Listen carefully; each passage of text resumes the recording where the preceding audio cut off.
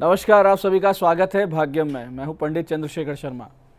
दर्शकों, सबसे पहले हम समझते हैं आज के दिन के पंचांग को, जिससे हम आज के दिन के अच्छे बुरे समय को समझ सके, जान सके।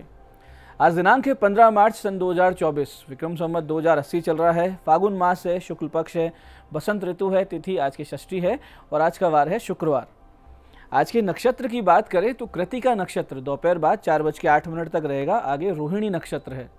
योग विषकुंभ है, शाम 7:44 तक। आगे प्रीति योग है। तो योग की दृष्टि से आज का दिन शुभ नहीं है। कोई बिजनेस डील या रिश्ते की बात आप आगे ना चलाएं। करण कौलव है, सुबह 10:44 तक। आगे तैतिल करण रहेगा।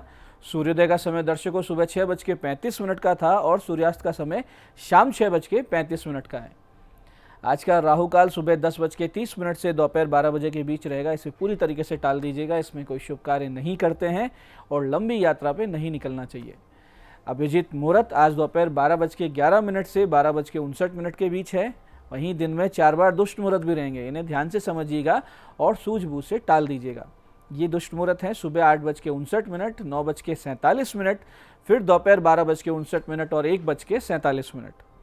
आज का दिशाशूल दर्शकों पश्चिम दिशा में है। तो पहली कोशिश तो यही कि पश्चिम दिशा की यात्रा को आप टाल दें। लेकिन अगर जाना बहुत ज़रूरी है, अनिवार्य रूप से आपको पश्चिम दिशा की यात्रा करनी है, तो फिर इसका छोटा सा एक परिहार करें। परिहार इस प्रकार है, पश्चिम की ओर मुख कीजिए, थोड़े से जौ या राई के दाने खाइए, 5 कदम पीछे चलिए और ये सब करें आप। उस दौरान अपने हृदय में अपने इष्ट का ध्यान करें, भगवान श्री राम का नाम लें और फिर इस दिशा की यात्रा करें। यात्रा बहुत अच्छी रहेगी, कार्य सिद्ध होगा, दिशाशूल आपको नहीं लगेगा। आज का शुभ समय दर्शकों यानी कंपैरेटिवली आज के दिन का सबसे अच्छा समय वो है सुबह 8 बजे से लेकर सुबह 10:30 तक, फिर दोपहर 12:40 से 2 बजे तक, फिर शाम 5:10 से शाम 6:30 तक। तीनों कालखंड बाकी पूरे दिन की अपेक्षा ठीक है। तो इसमें कुछ अच्छे कोशिशें करेंगे तो आपको सफल होने के आसार ज़्यादा मिलेंगे। आज की चंद्र राशि दर्शकों वृष है, यानी चंद्रमा अपनी उच्च राशि वृष से गोचर कर रहे हैं, जिससे आज के दिन सभी 12 राशियों के लिए कुछ इस प्रकार रहने वाला है। सबसे पहले बात करते हैं मेष राशि की। मेष राशि वालों को कुटुंब से और किसी अति निकट के रिश्तेदार से होगा लाभ। वहीं वृष राशि वाले अपनी ग्रूमिंग पे देंगे विशेष ध्यान। तो मिथुन राशि वाले किसी प्रकार की लंबी यात्रा प्लान कर सकते हैं। तो कर्क राशि वालों को कोई बहुप्रतीक्षित मनोकामना होने वाली है पूरी। वहीं सिंह राशि वालों को उनके कार्यालय में उनके अच्छे व्यवहार के लिए प्रशंसा मिलेगी, आर्थिक लाभ भी संभव है। वहीं कन्या राशि वालों को देवी कृपा से मिलेगा भाग्योदय का अवसर। तो तुला राशि वालों को सर्दी जुकाम एलर्जी करेगी, थोड़ा परेशान। ऐसे ही वृश्चिक राशि वालों को साझेदारी के व्यापार में रखनी होगी सावधानी। तो धनु राशि वालों को लेन देन से रहना है आज दूर। आज अगर आपने पैसे उधार दिए तो आने की संभावनाएं बहुत ही कम है। मकर राशि वालों को उनकी सूझबूझ और सही समय पर लिए गए निर्णय बढ़ाएंगे जीवन में आगे। तो कुंभ राशि वालों को नए मकान या नई गाड़ी खरीदने का विचार आएगा बार बार। मीन राशि वाले किसी रिश्तेदार की सहायता से कोई बड़ा काम पा सकते हैं। अब बात करते हैं आज के दिन की ज्ञान चर्चा पर, जो आपकी हमारी अंतर्दृष्टि को, प्रज्ञा को जागृत करेगी। फिर आगे समझेंगे उन विशिष्ट उपायों को जो आपको समस्याओं से बाहर ले आते हैं और जीवन में सफल बना देते हैं। अंत में करेंगे आज के दिन की ज्योतिष मंत्रणा और समाधान। दर्शकों, संगति के लिए शास्त्रों में बहुत विशेष आग्रह रहा है। पंचतंत्र हो, मानस हो, संत साहित्य हो, सुक्ति संग्रह हो या महाभारत रामायण जैसे जो हमारे इतिहास परक ग्रंथ है, सब ने संगति को व्यक्तित्व निर्माण का निर्णायक माना है। इस संबंध में महाभारत में कहा गया कि हियते ही मतिस्तात हीने से समागतात समेश्य समतामेति विशिष्टेस्त विशिष्टताम, यानी कि हीन यानी नीच लोग, यानी जो नीच प्रकृति के लोग हैं, इन लोगों की संगति से अपनी बुद्धि भी हीन यानी निम्न कोटि की हो जाती है। दर्शकों, पतन बहुत ही सरल हुआ करता है। ऊपर से नीचे गिरना बहुत सरल सहज प्रक्रिया है, लेकिन नीचे से ऊपर उठना बहुत ही श्रम साध्य कार्य है। ऐसे ही समान जो बराबर लोगों के साथ आप रहते हैं तो आपकी बुद्धि समान बनी रहती है, वैसी की वैसी सोच रहती है जैसी है। लेकिन अगर विशिष्ट लोग यानी अपने से ऊंचे लोग, जिनकी बुद्धि हमसे ज़्यादा तेज चल रही है, जो काम अच्छा कर रहे हैं, उनकी संगति से अपनी बुद्धि विशिष्ट यानी महान हो जाती है। इसलिए नित्य निरंतर अपनी संगति को सुधारने का, उत्कृष्ट बनाने का प्रयास करना चाहिए। यह आज की ज्ञान चर्चा का सार है। अब बात करते हैं उन विशिष्ट उपायों पर जो आपकी सभी प्रकार की समस्याओं के समाधान बहुत ही सरलता से करते हैं और जिन्हें करके असफलता को बहुत पीछे छोड़ते हुए आप सफलता की ओर दृढ़ता से, तेज गति से अग्रसर होते हैं। सबसे पहले बात करते हैं उनकी जिनका जन्मदिन है। तो जिनका जन्मदिन है, आज आप सभी एक सूखे नारियल के गोले में अलसी का तेल भरकर उसे अपने ऊपर से उतारा करके जल में प्रवाहित कर दें और भगवान विष्णु जी के मंदिर में शंख अर्पित करें।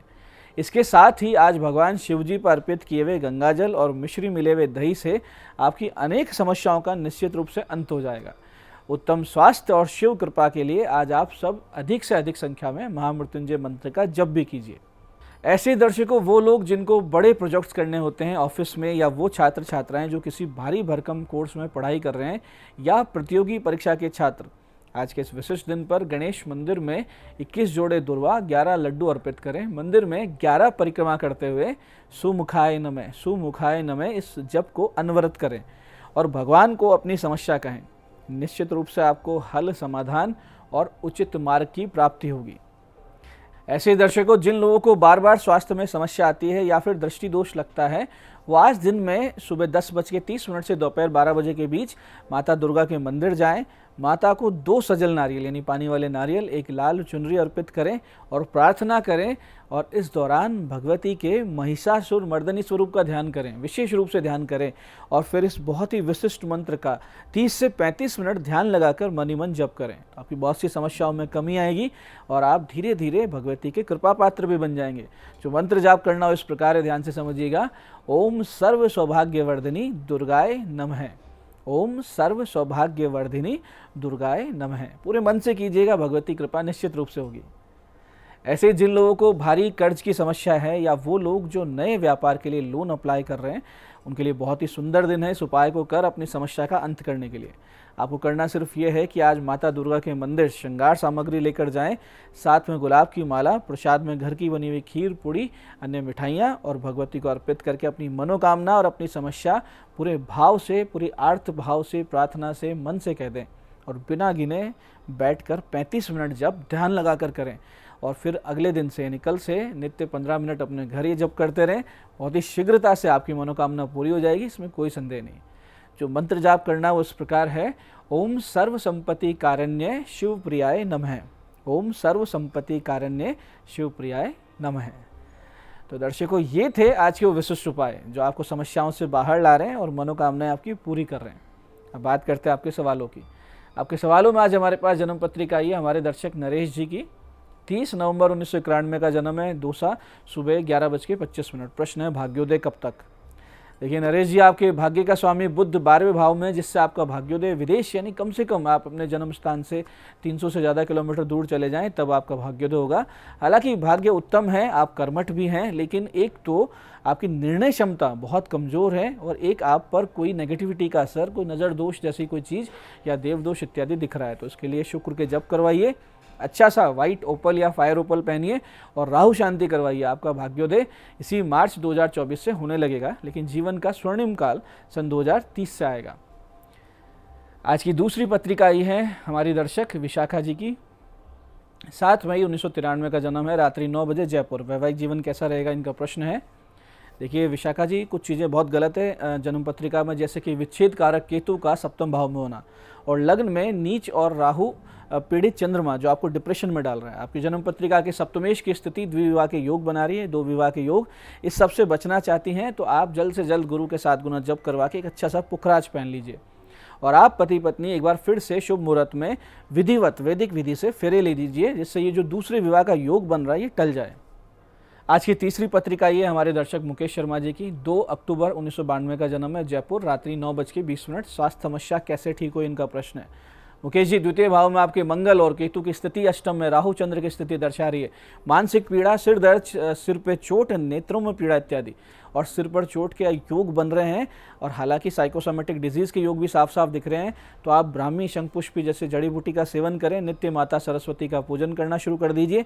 सबसे बड़ी जो समस्या आपकी जन्म पत्रिका में है वो है लग्नेश का 6ठे भाव यानी रोग भाव में होना। तो आप तुरंत प्रभाव से शुक्र के जप करवाइए, साथ ही मृत्युंजय और अमृतेश्वरी जप भी आप स्वयं भी करना शुरू कर दीजिए और किसी कवच का या राम रक्षा स्तोत्र का पाठ भी शुरू कर दीजिए। इन उपायों से आपको समस्या में बहुत ही जल्दी और बहुत ही ज़्यादा आराम निश्चित रूप से मिलेगा। तो दर्शकों, ये था आज का पंचांग, आज के विशिष्ट उपाय और आज की ज्ञान चर्चा। मैं पंडित चंद्रशेखर शर्मा ये आशा करता हूँ कि बताए उपायों को सही विधि, सटीक समय, अटूट श्रद्धा से करके आप पूरा लाभ उठाएंगे और जो ज्ञान चर्चा, जो सत्संग हमने किया, इसे अपने जीवन में उतारेंगे। धीरे धीरे आपका जीवन सत्य में, शिव में, आनंद में होता जाएगा। मैं महादेव से प्रार्थना करता हूँ कि जब आप हमारे बताए हुए उपाय करें तो आपके कष्टों का निवारण अवश्य हो और मनोकामना पूर्ति निश्चित रूप से हो। कार्यक्रम में बने रहने के लिए बहुत बहुत साधुवाद। भगवती आप सबका कल्याण करे। जय आदिशक्ति।